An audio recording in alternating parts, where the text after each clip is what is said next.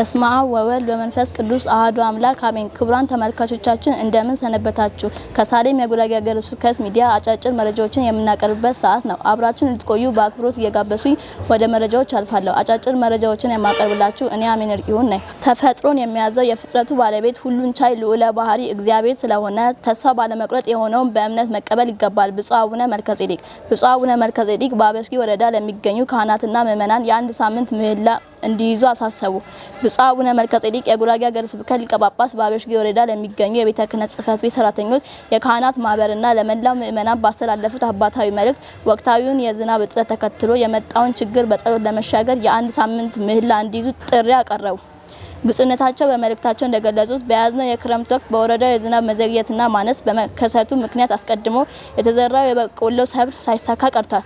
በዚህም የተነሳ አርሶ አደሩ መሬቱን እንደገና በመገልበጥ ለሌላ ሰብል እያዘጋጀ እንደሚገኝ በመጥቀስ በሕዝቡ ላይ የደረሰውን ድካም እጅጉን እንዳሳዘናቸው ገልጸዋል። ተፈጥሮን የሚያዘው የፍጥረቱ ባለቤት ሁሉን ቻይ ልዑለ ባህሪ እግዚአብሔር ስለሆነ ተስፋ ባለመቁረጥ የሆነውን በእምነት መቀበል ይገባል ያሉት ብፁዕነታቸው የቀጣዩን የሕዝባችን ድካም እንዲባርክና ዝናቡን እንዲሰጥ ወደ ፈጣሪያችን መጾም እንደሚያስፈልግ አሳስበዋል። የሚቀርበው ጸሎትና ምህላ በእግዚአብሔር ዘንድ ተቀባይነት እንዲኖረው ንጹህ ልብና ንስሐ ቅድመ ሁኔታዎችን መሆናቸውን ብፁዕነታችን አስገንዝበዋል።